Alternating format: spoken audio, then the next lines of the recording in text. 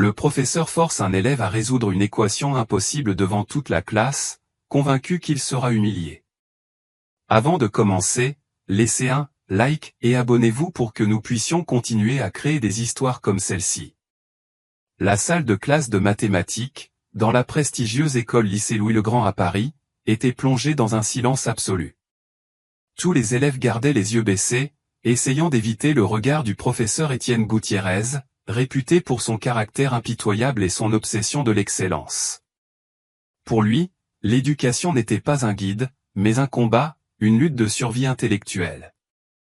Seuls les plus brillants méritaient son respect, les autres, selon lui, n'étaient que des médiocres indignes de son temps. Parmi tous les élèves, un seul se distinguait d'une manière particulière.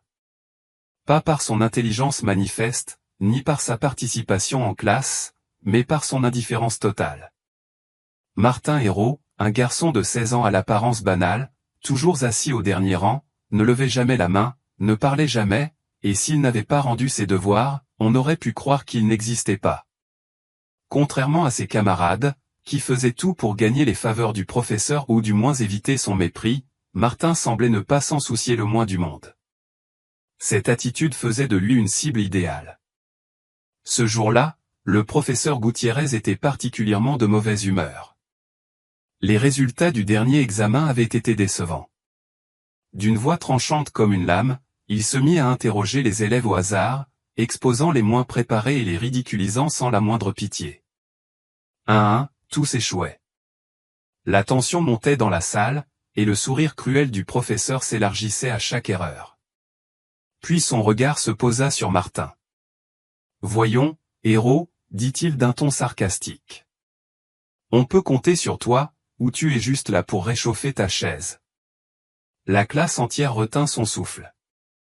Martin leva lentement les yeux. Son visage ne trahissait ni peur ni insécurité, seulement un calme étrange, presque dérangeant. Il ne répondit pas. Ne cligna pas des yeux. Il regardait simplement le professeur avec une neutralité qui, d'une certaine façon, le mettait mal à l'aise. Gutiérrez fronça les sourcils. Il n'allait pas tolérer que ce garçon le défie par son silence. « Voyons voir à quel point tu es malin », poursuivit le professeur en s'approchant du tableau. Il saisit une craie et traça une équation complexe avec assurance.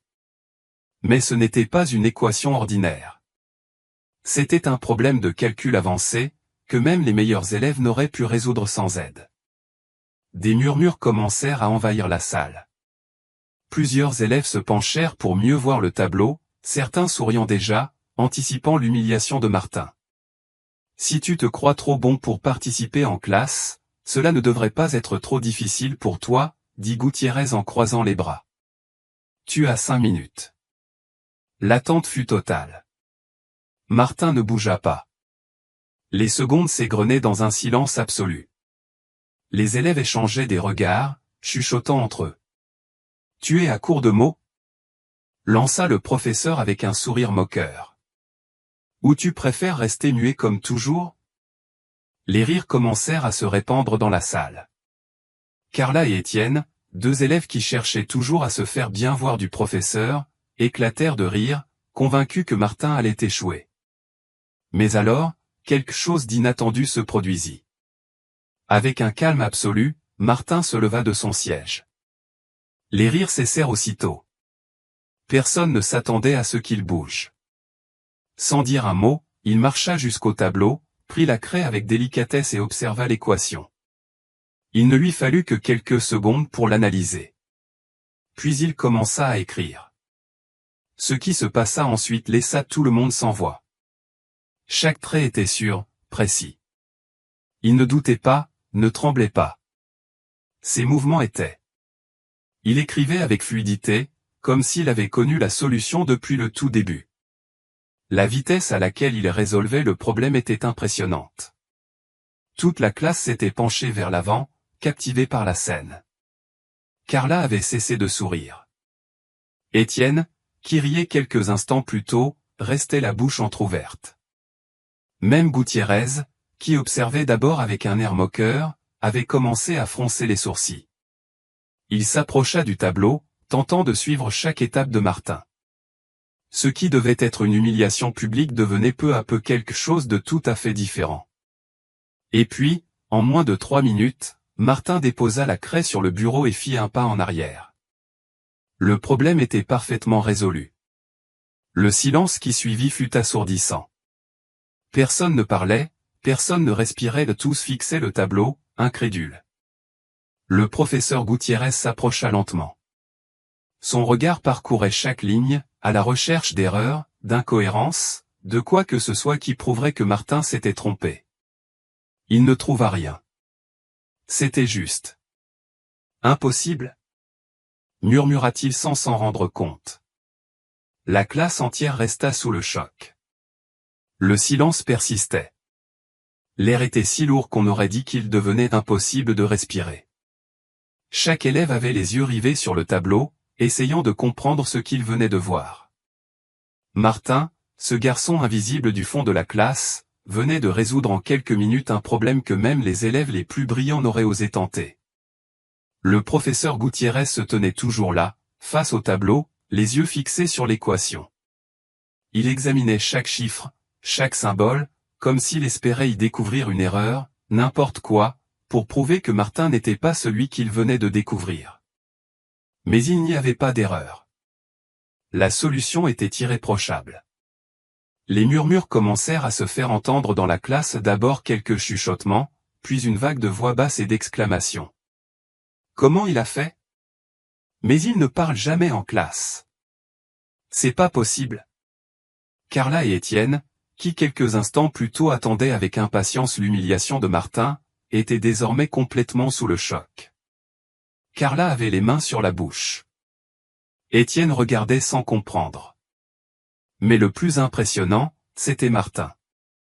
Il ne souriait pas, ne célébrait rien, ne semblait même pas surpris par ce qu'il venait de faire.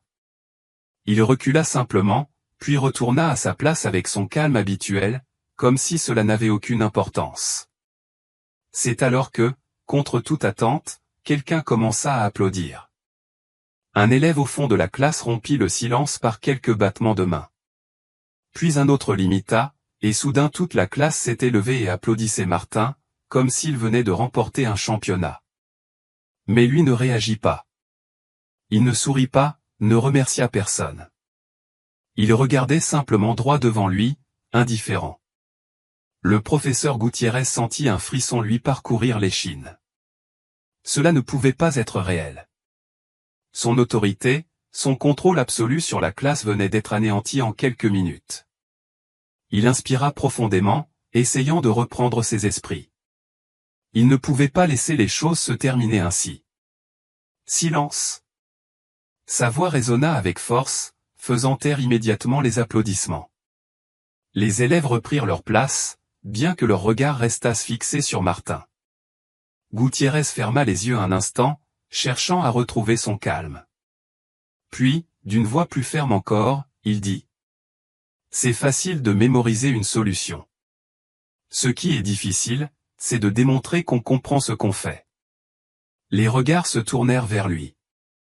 Personne ne s'attendait à ce qu'il tente de justifier ce qui venait de se passer. « Voyons si tu es vraiment aussi brillant, » poursuivit-il avec un sourire crispé. « Résoudre une équation d'algèbre, c'est une chose. Mais les vraies mathématiques demandent quelque chose de plus. » Gutiérrez se dirigea vers le tableau et, d'un geste rapide, effaça l'équation précédente. Puis, avec la même assurance, il commença à écrire une nouvelle. Cette fois, le problème n'était pas seulement complexe, c'était un problème de calcul avancé, un sujet que l'on ne voyait qu'à l'université. Ils retinrent leur souffle. « Si tu comprends vraiment, et que tu ne fais pas que réciter, » dit Gutiérrez en reculant d'un pas, « alors résous ça. » La salle retomba dans un silence total. Tous les regards se tournèrent à nouveau vers Martin, mais il ne bougea pas.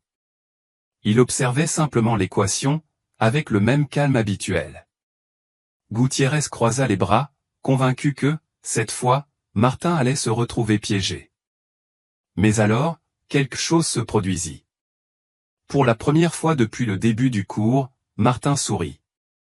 Un sourire discret, presque imperceptible, mais suffisamment clair pour que tout le monde le remarque. Puis, avec le même calme que toujours, il se leva, s'approcha du tableau, prit une craie et se mit à écrire. Les bouches des élèves s'ouvrirent d'étonnement. Le professeur Gutiérrez sentit son estomac se nouer, au fond de lui, il savait ce qui allait se passer. Et ce que personne ne soupçonnait, c'est que tout cela ne faisait que commencer. La classe était plongée dans un silence absolu. Personne ne bougeait, personne ne parlait. Tous étaient littéralement hypnotisés par la scène devant eux.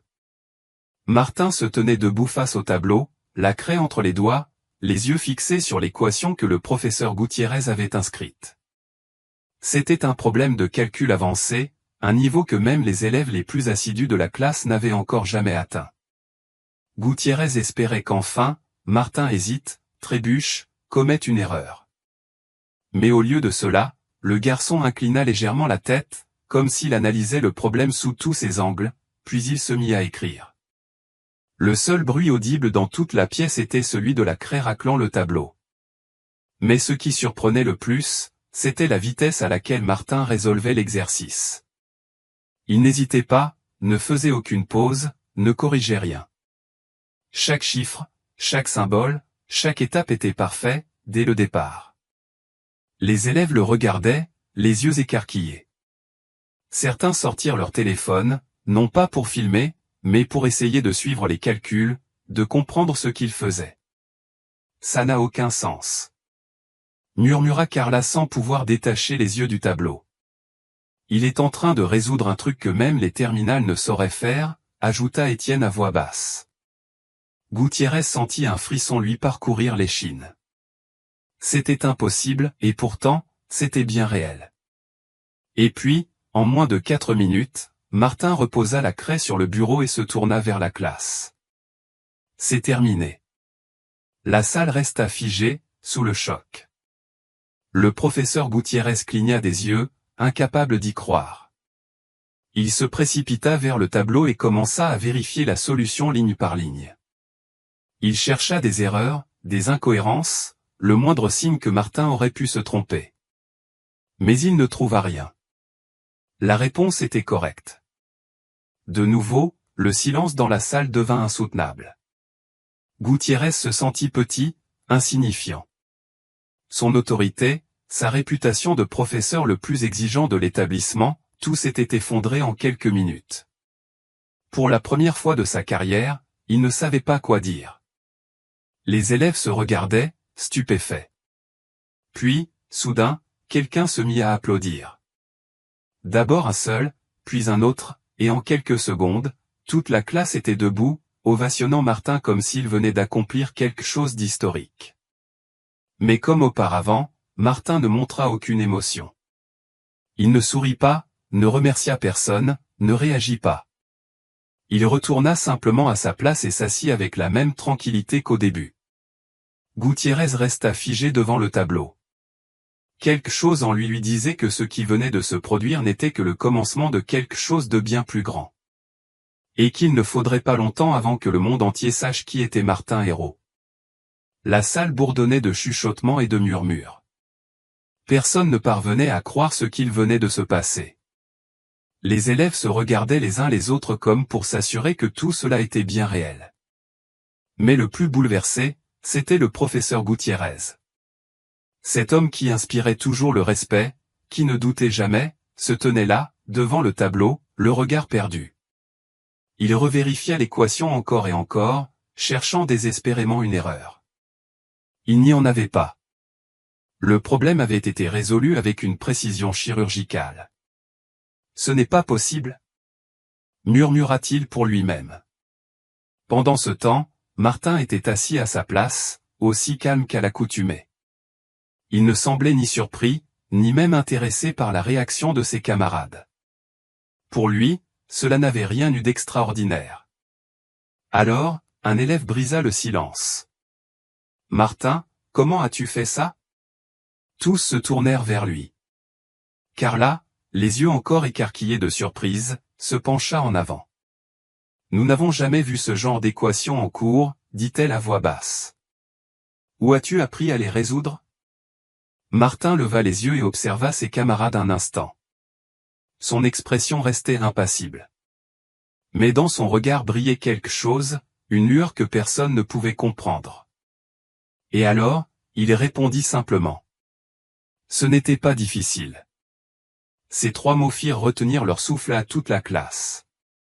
Comment ça, ce n'était pas difficile, s'exclama Étienne, incrédule. C'était un problème de niveau universitaire. Martin ne répondit pas. Il reporta simplement son regard vers la fenêtre, comme si la conversation ne le concernait pas. Le professeur Gutiérrez réussit enfin à se ressaisir. Il se racla la gorge, tentant de reprendre son autorité. Cela ne prouve rien, dit-il d'un ton plus ferme. Il y a 1000 façons de mémoriser des équations. Tu connaissais probablement ce problème à l'avance. Les élèves commencèrent à murmurer entre eux.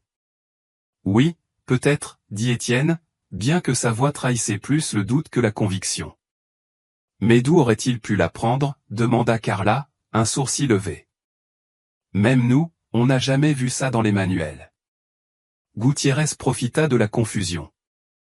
Aujourd'hui, n'importe qui peut trouver des problèmes de maths sur Internet, continua-t-il, sa voix regagnant une certaine assurance. Cela ne signifie pas qu'ils les comprennent vraiment. Les murmures redoublèrent. Certains commençaient à douter. Mais alors, Martin leva de nouveau les yeux et parla. Si tu crois que je me contente de les mémoriser. La classe entière retint son souffle. Tous les regards se tournèrent vers le professeur. Un frisson glacé parcourut le dos de Gutiérrez. S'il acceptait le défi et que Martin résolvait un autre problème avec la même facilité, il n'aurait plus aucune excuse. Mais s'il le refusait, ce serait admettre qu'il avait peur. Toute la salle était suspendue à sa décision. Le silence devint insoutenable. Et alors, Gutiérrez prit une décision. Non. Les élèves restèrent bouche bée. Cela suffit pour aujourd'hui, dit-il brusquement en effaçant l'équation du tableau avec une rapidité excessive. Je ne veux pas perdre plus de temps avec des tours de passe-passe. Les chuchotements s'amplifièrent. Certains élèves échangèrent des regards confus. Mais, professeur, tenta de dire Carla. J'ai dit que cela suffisait, coupa Gutiérrez d'un regard sévère. Nous reprendrons le sujet demain. Rangez vos affaires.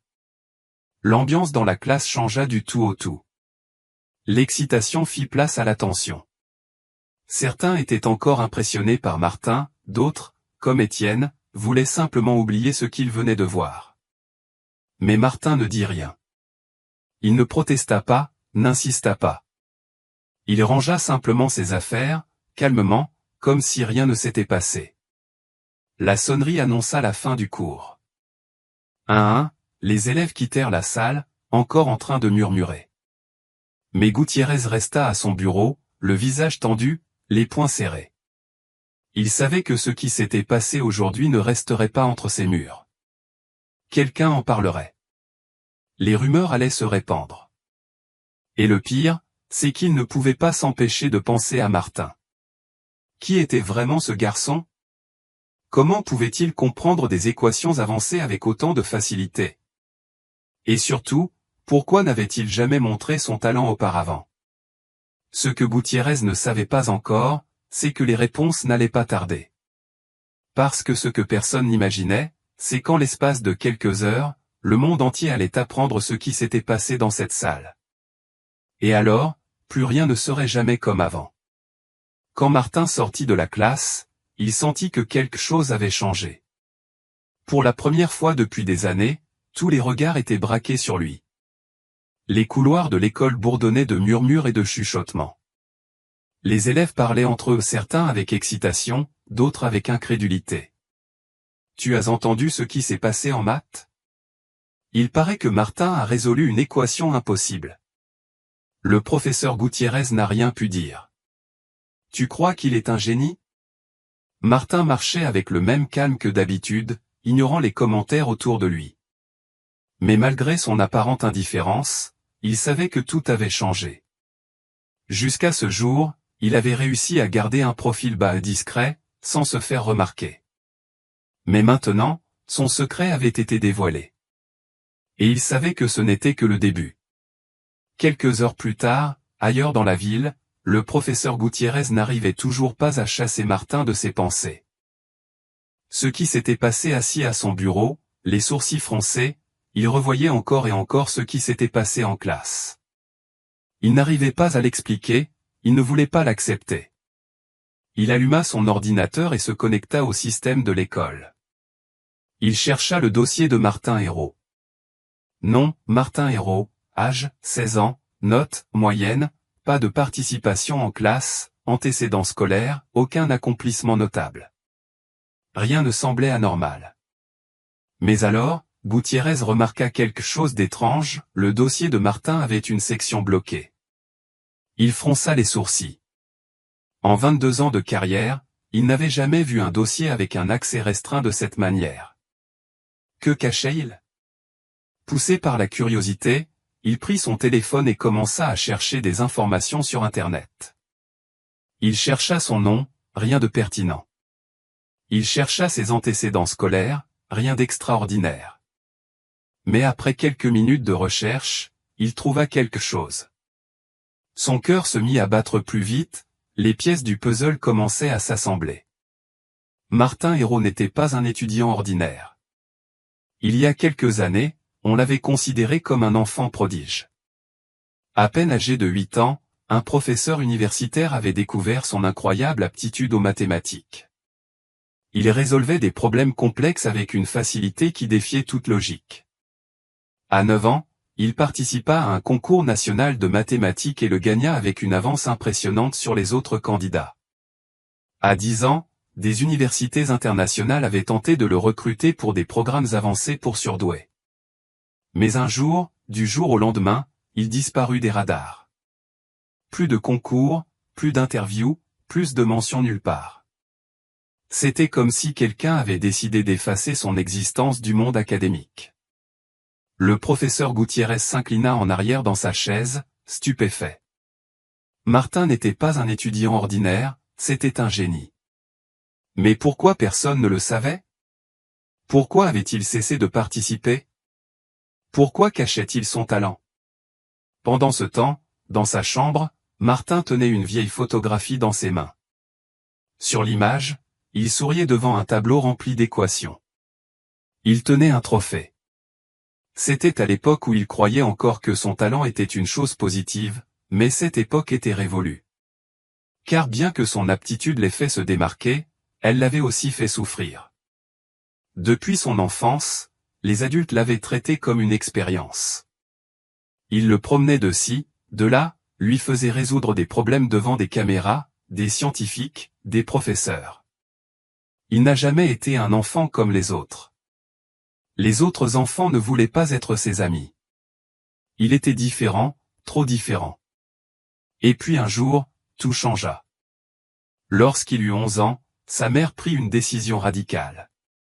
« Je ne veux pas que tu grandisses en étant juste un cerveau, je veux que tu sois heureux. » Ils laissèrent tout derrière eux. Martin changea d'école. On lui demanda de ne plus jamais se distinguer, d'être normal. Et il essaya pendant des années. Il tenta d'être un étudiant moyen, il essaya de ne pas attirer l'attention. Mais maintenant, son secret était révélé au grand jour, et il savait qu'on ne tarderait pas à le rechercher à nouveau. Le lendemain, lorsqu'il arriva à l'école, Martin remarqua quelque chose d'étrange. Les couloirs étaient plus remplis que d'habitude. Les étudiants le regardaient avec un mélange d'admiration et de curiosité. C'est alors qu'il vit Carla courir vers lui, téléphone en main. « Martin, tu es sur Internet. » Il fronça les sourcils. Carla lui montra l'écran. Une vidéo était devenue virale sur les réseaux sociaux. Quelqu'un avait filmé le moment exact où Martin résolvait l'équation en classe. Des milliers de personnes le regardaient. Mais ce n'était pas tout, certaines personnes avaient commencé à enquêter sur son passé et, en quelques heures, les titres avaient commencé à apparaître sur Internet, « Jeune génie résout un problème mathématique en quelques minutes ». Qui est Martin Hérault, l'enfant prodige disparu? Pourquoi un garçon avec un QI de génie a-t-il été caché tout ce temps? Martin sentit son estomac se nouer. Tout recommençait, et cette fois, il n'y avait plus moyen de se cacher. Pendant ce temps, dans son bureau, le professeur Gutiérrez avait également vu les titres. Les nouvelles étaient partout. Les directeurs de l'école en parlaient, ses collègues aussi. Mais ce qui le tourmentait le plus, ce n'était pas la célébrité soudaine de Martin, c'était le fait qu'il ait lui-même essayé de l'humilier, sans savoir qu'il avait un génie dans sa classe. Son prestige était en jeu. Il avait échoué, et le pire, c'était qu'il avait commis une erreur irréparable. En moins de 24 heures, la vie de Martin avait changé du tout au tout. La question maintenant était, que ferait-il de son talent? Se cacherait-il à nouveau ou accepterait-il cette fois de montrer qui il était vraiment? Mais Martin savait une chose avec certitude, le monde ne le laisserait pas disparaître si facilement. Le murmure dans les couloirs s'était transformé en un rugissement. Martin venait à peine d'entrer dans l'école qu'il sentit l'intensité de tous les regards sur lui. Ses camarades murmuraient, certains avec étonnement, d'autres avec incrédulité. Mais le pire arriva lorsqu'il vit les reporters à l'entrée de l'école, caméras, micros, journalistes, attendant impatiemment. Tout le monde était là pour lui. L'histoire avait échappé à tout contrôle. Tout avait commencé avec une simple vidéo. Quelqu'un en classe avait filmé le moment où Martin résolvait l'équation impossible avec une facilité surnaturelle.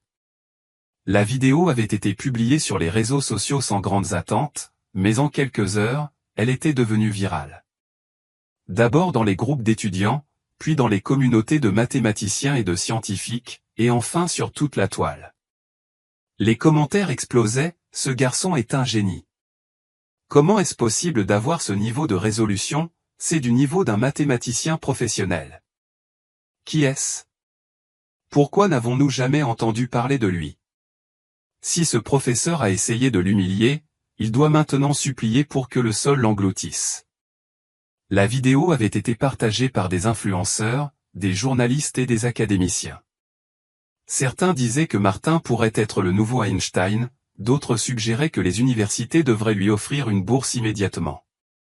Mais ce que personne ne s'attendait à voir, c'était que les médias traditionnels s'en mêlent aussi. Ce matin-là, plusieurs chaînes de télévision nationale avaient ouvert leur bulletin d'information sur l'histoire du génie enfant de Paris. Lorsque Martin traversa l'entrée de l'école, il ne fit pas plus de 5 mètres avant d'être entouré par les reporters. Les flashs des caméras l'éblouissaient, les micros se rapprochaient de son visage. « Martin, comment as-tu appris les mathématiques à ce niveau? Tu te considères comme un génie parce que tu n'avais jamais montré ton talent auparavant. Il est vrai que tu as résolu une équation universitaire en quelques minutes, les universités t'ont contacté, ta famille était au courant de ton talent, et les questions affluaient de partout. » Martin resta figé. Il n'avait jamais été dans une situation pareille. Il ne savait pas quoi faire, il n'était pas préparé à être sous les feux de la rampe. C'est alors qu'il sentit une main se poser sur son épaule. « Laissez-le passer, » dit le directeur de l'école. « Ceci est un établissement académique, pas un cirque médiatique. Si vous souhaitez des interviews, vous devrez contacter l'école. » C'était une déclaration formelle. Maintenant, laissez le chemin libre. Les journalistes reculèrent à contre-cœur, mais Martin savait que ce n'était que le début. Même à l'intérieur de l'école, il sentait tous les regards rivés sur lui. Certains de ses camarades essayèrent de lui parler, mais lui ne voulait qu'une seule chose, disparaître. Pendant ce temps, le professeur Gutiérrez vivait son pire cauchemar. La nouvelle était parvenue au responsable de l'école, et il fut convoqué en urgence pour une réunion. « Professeur Gutiérrez, pouvez-vous nous expliquer ce qui s'est passé dans votre classe hier? » Il tenta de se justifier. « C'était juste un exercice, je voulais tester mes élèves. » Mais les responsables n'étaient pas convaincus. « Nous avons des informations qui disent que vous avez tenté de ridiculiser un étudiant et, à la place, vous l'avez placé au centre de la scène académique internationale. » Il sentit le sol se dérober sous ses pieds. « Ce n'était pas mon intention de ridiculiser, » mentit-il. « Je voulais juste le motiver. » Mais personne ne le crut. Il avait sous-estimé son propre élève, et désormais sa réputation était en jeu. Mais ce n'était pas tout, les réseaux sociaux le détruisaient également. Les gens avaient identifié son nom et l'attaquaient en ligne. Ce professeur a essayé d'humilier un génie et a échoué, l'ironie dans toute sa splendeur. Comment pouvons-nous laisser de telles personnes éduquer les jeunes? Les critiques étaient impitoyables. Pour la première fois de sa vie, le professeur Gutiérrez ne savait pas quoi faire. Pendant ce temps, tandis que Martin tentait de rester éloigné de tout ce chaos, sa mère reçut un appel. Le numéro était inconnu, mais la voix de l'autre côté semblait importante. Madame Hérault, nous parlons de l'université de Cambridge. Nous aimerions discuter d'une éventuelle offre pour votre fils. Elle resta sans voix. Quelques minutes plus tard, un autre appel. Bonsoir, nous sommes de l'Institut de technologie du Massachusetts, MIT. Nous aimerions parler avec Martin des opportunités dans notre programme de talent. Et encore un autre, ici l'université de Stanford. Nous avons vu la vidéo de votre fils et pensons qu'il a un potentiel incroyable. Les meilleures universités du monde le cherchaient, mais sa mère ne savait pas quoi répondre. Elle avait tout fait pour protéger son fils du monde, pour lui offrir une enfance normale, et maintenant ce même monde frappait à sa porte. Que devait-elle faire? Cette nuit-là, Martin était dans sa chambre, regardant son téléphone, ne sachant pas quoi faire. Des centaines de messages étaient arrivés, certains de soutien, d'autres de personnes voulant faire sa connaissance, d'autres encore de scientifiques et d'académiciens voulant lui parler. C'était trop. Pendant des années, il avait essayé de cacher son intelligence, mais maintenant le monde l'avait trouvé, et le pire, c'est qu'il ne savait pas s'il voulait ça. Martin se coucha sur son lit, regardant le plafond. Il savait que cette fois, il ne pourrait pas fuir. Le monde attendait quelque chose de lui, et tôt ou tard, il devrait répondre. Le lendemain matin, l'école était en plein chaos. Dès que Martin franchit l'entrée, il sentit que tout avait changé. Les couloirs étaient remplis d'élèves qui chuchotaient. Certains le regardaient avec admiration, d'autres avec étonnement, et quelques-uns avec un mélange d'envie et de curiosité. Mais le pire arriva lorsqu'il aperçut à nouveau les reporters, attendant à l'entrée. Ce n'était pas tout, ils étaient bien plus nombreux. Les caméras devenaient de plus en plus grandes, les journalistes plus connus, les microphones ornaient des logos des chaînes de télévision nationales. L'histoire n'était plus simplement virale sur Internet, elle était désormais à la télévision, et tout cela à cause de lui. Martin ressentit une douleur au ventre. Il n'avait jamais voulu cela, il n'avait jamais cherché à devenir célèbre. Tout ce qu'il voulait, c'était qu'on le laisse en paix. Mais le monde ne comptait pas le laisser s'échapper aussi facilement. Pendant ce temps, le professeur Gutiérrez avait passé la pire nuit de sa vie. Les nouvelles explosaient dans les médias, les titres ne cessaient de surgir, un professeur tente d'humilier un génie et finit humilié, le maître qui a sous-estimé son élève, l'arrogance du système éducatif quand un enseignant ne reconnaît pas le talent. Chaque commentaire sur les réseaux sociaux était un coup direct à son ego. Pour la première fois de sa carrière, il se posa une question qu'il n'avait jamais envisagée, et si j'avais réellement agi de manière incorrecte? Et si, au lieu de défier Martin, j'avais simplement essayé de l'écraser? Pour la première fois depuis de nombreuses années, il douta de lui-même, et cela le terrifiait. Cet après-midi-là, lorsque Martin arriva chez lui, sa mère était assise sur le canapé, entourée de lettres sur la table. Des lettres provenant des universités d'Harvard, Stanford, Oxford, Cambridge, toutes les grandes institutions du monde étaient à sa recherche. « Mon fils, dit sa mère doucement, ne crois-tu pas qu'on devrait au moins écouter ce qu'ils ont à nous dire ?» Martin ne répondit pas immédiatement. Depuis le début de toute cette histoire, il n'avait pas dit un mot sur son avenir. Pas parce qu'il n'y pensait pas, mais parce qu'il n'était pas sûr de ce qu'il fallait faire. Plus tard, lorsque Martin revenait de l'école, une limousine noire était garée devant chez lui. Le moteur était allumé, les vitres teintées empêchaient de voir qui était à l'intérieur. Martin fronça les sourcils. Sa mère l'attendait à la porte, visiblement nerveuse. « Mon fils, quelqu'un veut te parler. » Avant qu'il puisse poser une question, la porte de la limousine s'ouvrit et une silhouette en descendit. Un homme grand, aux cheveux grisonnants et en costume impeccable, s'avança vers lui avec un sourire amical. « Martin Hérault, dit-il d'une voix calme. C'est un plaisir de enfin te rencontrer en personne. » Martin ne répondit pas. L'homme tendit la main. « Je suis le professeur Julien Ferré, directeur de l'Institut européen de recherche mathématique. » Les yeux de Martin se plissèrent. Ce nom lui semblait familier. Julien Ferré était une légende dans le monde des mathématiques, un académicien reconnu mondialement, auteur de théories révolutionnaires. Ce n'était pas le genre de personne que l'on croisait à la porte de chez soi. « Je suis désolé de me présenter ainsi, continua Ferré, mais après t'avoir vu en action, je savais que je devais venir en personne. » Les mots frappèrent Martin comme une tempête. Il était venu en personne. Martin ressentit un poids sur sa poitrine. Le monde ne comptait vraiment pas le laisser en paix. « J'aimerais parler avec toi de ton avenir, poursuivit Ferré. Mon institut propose des programmes conçus pour des esprits comme le tien. » Martin restait sans réponse. Sa mère le regarda, inquiète. « Tu as un don, Martin, continua le professeur. Peu de gens dans le monde ont la capacité de faire ce que tu as fait dans cette salle de classe. Et je peux t'assurer que si tu choisis de le développer. » Ferré marqua une pause, puis dit fermement, « Tu peux. » Changer le monde. Ces mots pesaient dans l'esprit de Martin, car ce n'était pas la première fois que quelqu'un lui disait cela.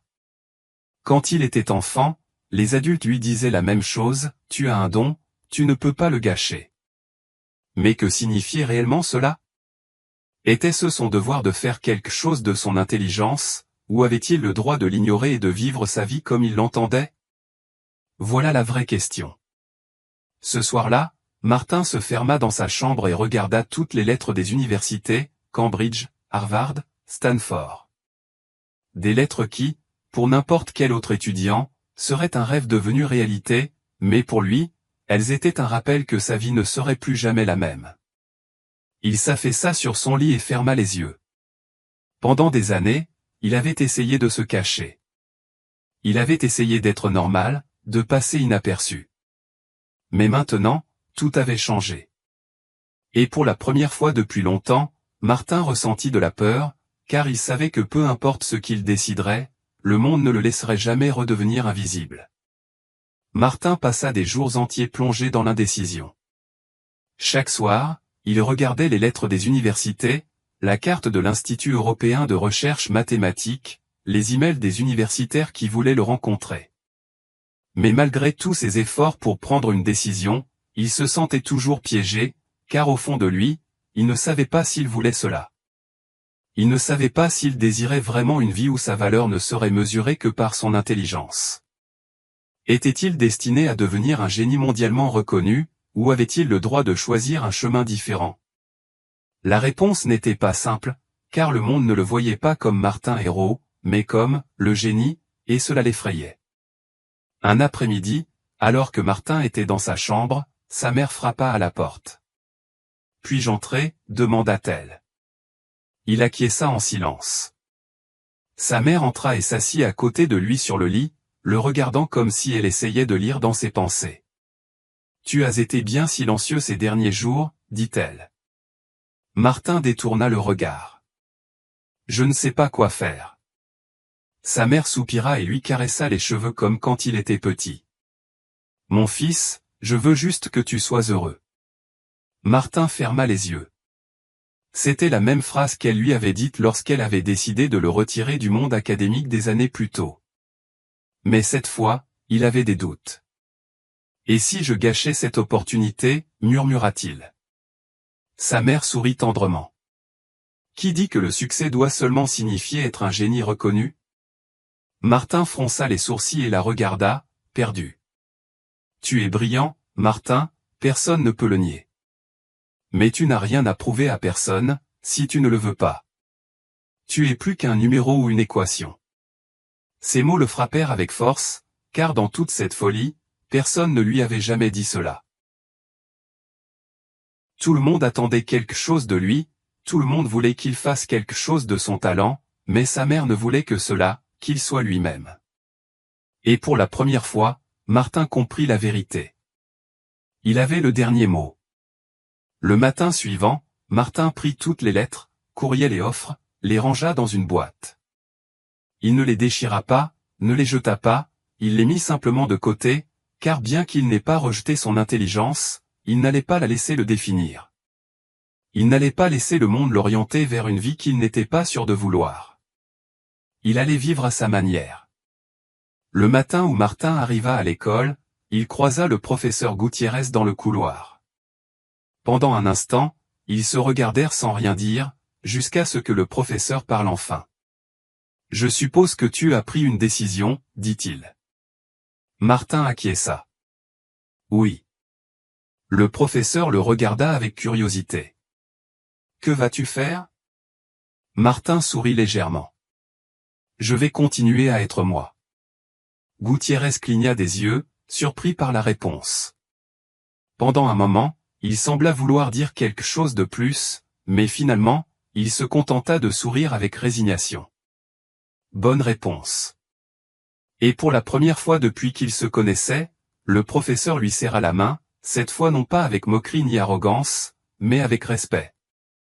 Le monde ne comprit pas la décision de Martin. Les médias furent surpris d'apprendre qu'il n'accepta aucune offre. Certains l'appelèrent un gâchis de talent, d'autres dirent qu'il avait peur. Mais Martin ne se souciait pas de ce qu'on disait, car il avait compris quelque chose que personne d'autre n'avait compris, son intelligence n'était pas une prison. Il n'était pas obligé de suivre un chemin juste parce que les autres l'attendaient, et cela fut sa plus grande victoire. Les mois passèrent. Le monde oublia Martin. Les nouvelles cessèrent de parler de lui, les universités cherchaient d'autres étudiants et il redevint invisible. Mais cette fois, ce n'était pas parce qu'il voulait se cacher, mais parce qu'il avait choisi son propre chemin. Il continua à étudier, mais à son rythme. Il continua à apprécier les mathématiques, mais sans pression.